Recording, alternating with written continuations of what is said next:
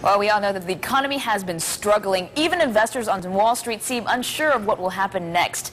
Meanwhile, on Main Street, fewer and fewer people believe that the economy will recover in the next year. That is according to a new NBC Wall Street Journal poll that just came out. The mood of the American people seems to be very pessimistic. So should the president have done more than pump $700 billion into the economy? We bring in our political pundits to debate. Hawaii Democratic Chair Brian Schatz and Republican Chair Jonah Ka'auwai. Good morning to you, gentlemen. Good morning, Grace. Morning, Grace.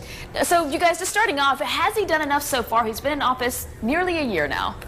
Well, I think we have to understand where we came from. In January, we were facing a global economic crisis that we haven't seen since the early, around 1930 in the Great Depression. And so the good news is we avoided a depression, which would have been roughly 20–30% unemployment. The bad news is that people are going to be struggling at least for another year. We're pushing 10% unemployment. Now, things could have been much worse if it weren't for the stimulus and it weren't for the Federal Reserve taking action, but there's no doubt people are struggling, and they're going to be struggling for the next 6 to 12 months.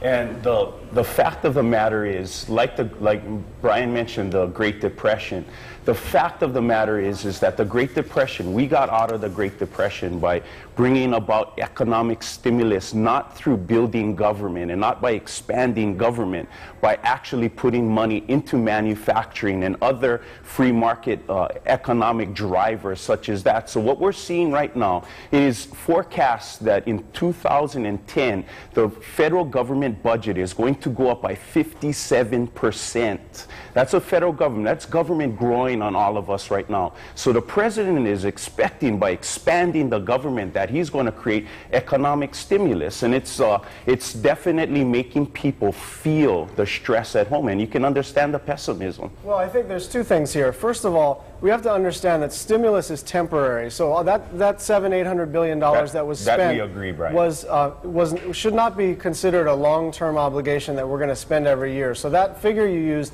is probably not too relevant over the long run. And the second thing is, we have to remember how much in Hawaii we depend on federal spending.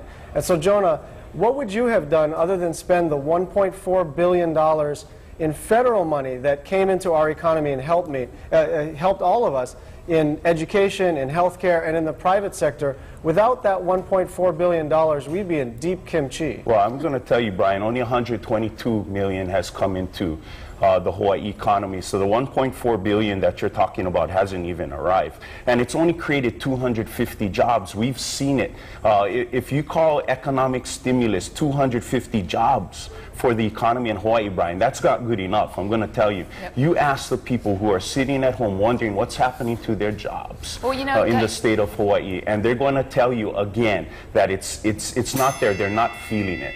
Well, both sides, of course, still debating this issue. No one really quite sure what's going to be happening. I do want to thank Brian Schatz and Jonah Ka'auwai for coming in for our POTUS Politics and debating the big economic issue. Very controversial stuff. Thanks, Grace. Thank you, Grace.